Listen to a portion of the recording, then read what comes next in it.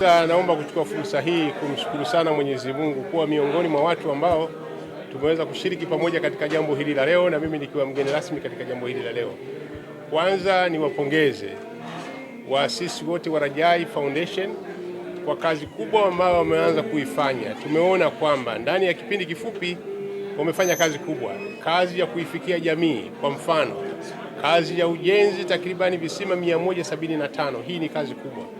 Lakini swala zima kusaidia sekta ya elimu, lakini kusaidia vijana mayatima katika mambo mbalimbali, kusaidia utoaji wa misaada ya vyakula, lakini swala zima vichinjio, manake kitoweo katika familia za aina mbalimbali. Hili ni jambo kubwa sana ambao wamelifanya. Lakini kubwa zaidi leo hii wakiwa wamefanya uzinduzi wa online TV kupitia taasisi yao, ambao lengo kubwa ni kwamba kuwafikia watu wengi kwa ajili kuwapasha habari.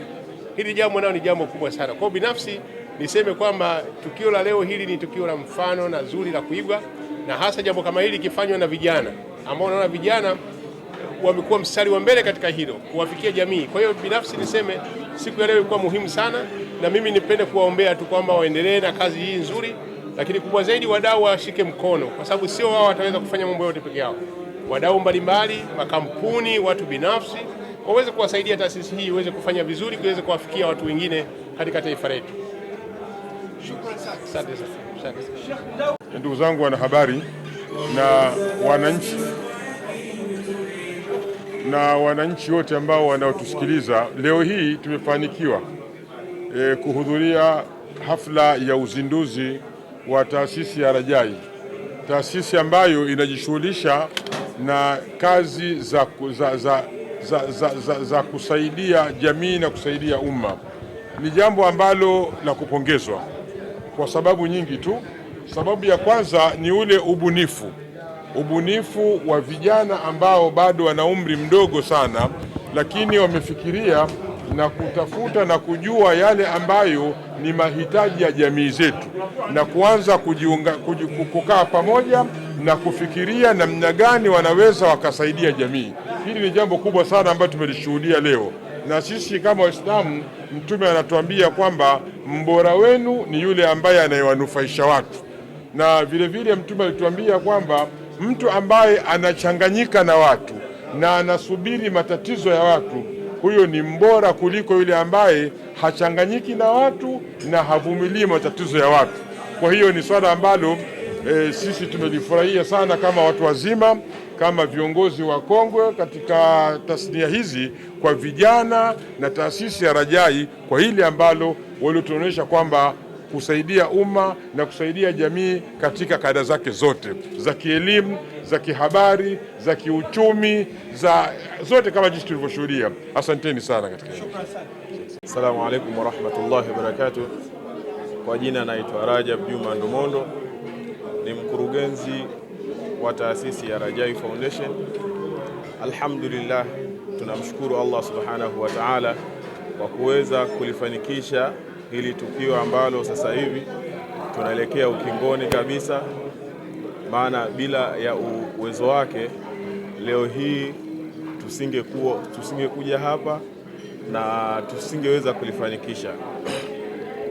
Rajai Foundation, kama hapo tulipokuwa tunasema tumaini kwa jamii, tunamaanisha tumaini kwa jamii, na tumeona baadhi ya harakati ambazo tumekuwa tukizifanya, tumeonesha jamii, na pia inshallah Allah akitupa uwezo na akitupa ushirikiano wa watu, kampuni mbalimbali, washirika mbalimbali, inshallah tutazidi kuwa msaada katika jamii. Maana Rajai Foundation sio tajiri, ila panapo ushirikiano ndo inaweza kuifikia jamii.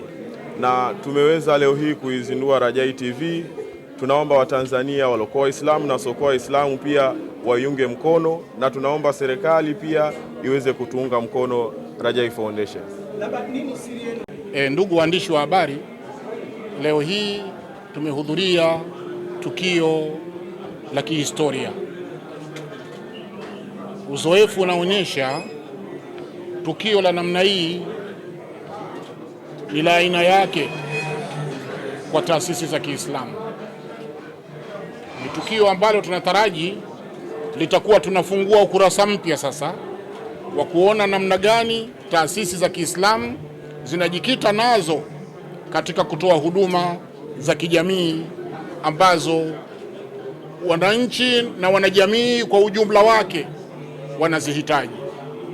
Tumeshuhudia hapa namna gani Rajaa walivyochimba visima 170 kwa muda wa miaka miwili. Hili ni jambo kubwa. Maji yatawasaidia jamii wote, sio binadamu tu, bali hata wanyama watanufaika na maji hayo. Ni jambo la kibinadamu, ni jambo ambalo linalotakiwa lifanyiwe kazi. Sio hivyo tu, tumeambiwa hapa na Rajaa kwamba huwa wanakwenda vijijini na wakawapa watu chakula wasiokuwa na uwezo. Hizi ndio tabia njema ambazo zilizokuwa zinahitajika. Kwa tukio hili la leo, kwa kweli tumehuisha jambo na tunataraji sasa tutaingia katika masuala ya kijamii kwa ujumla wake. Tunaona namna gani jamii yetu ya Kiislamu ilivyokuwa ina uchache katika upande wa kielimu, ina uchache katika mambo ya afya, mambo mengi. Lakini kwa mwanzo huu insha Allah, baada ya miaka miwili hapa, tutazungumza mambo mengine katika mambo ya kihuduma za jamii kwa uwezo wa Mwenyezi Mungu Subhanahu wa Ta'ala. Tunawaombea Mungu wanarajai hawa kwa kazi zao hizi wanazozifanya, ili ziweze kuleta tija ambayo ilikuwa nzuri katika jamii. Wabillahi tawfiki, wassalamu alaikum. Assalamu alaikum wa rahmatullahi wa barakatuh. Mimi ni Muhammad Baer Muhammad, Executive Director Together We Can Welfare Trust iliyopo Mombasa. Nimefurahi kuwa miongoni mwa wale walioshiriki uzinduzi wa TV ya Rajai TV na pia kushiriki katika taasisi na jambo lao wanalifanya leo tarehe 12 Julai. Mungu awabariki na Mungu atujalie tuendelee kuiga mambo mazuri kama haya. Na tu mimi nikitoa komenti yangu kwa yale niliyoyaona, nimejifunza kwamba haijalishi una muda gani kwa jambo unalifanya, lakini nia ya kweli na maazimio thabiti ndiyo itakufanya natija yako iwe kubwa katika jamii. Ndio maana kwa miaka miwili walioyafanya ni makubwa, na hii ni uhalisia wa kichache chenye baraka kina manufaa makubwa kuliko kingi kilichokosa baraka. Kikubwa nawaambia ndugu zangu Rajai waendelee kuwa ni matarajio kwa wanyonge, ni matarajio yenye furaha kwa wenye huzuni, ni matarajio kwa waliokata tamaa na maisha ili wapate mwelekeo. Natoa tu kisa kifupi, nifunge komenti yangu. Kama itakuwa labda kuna swali tutajibu.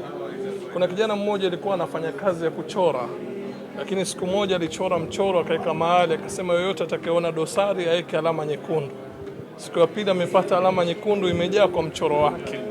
Akavunjika moyo na kwenda kwa mwalimu wake akidhania kwamba yeye alikuwa akidhania ni hodari wa kuchora, kumbe hakuna anachokijua.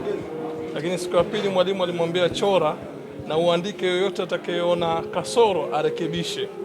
Akija siku inayofuatia akapata amna yoyote aliyerekebisha.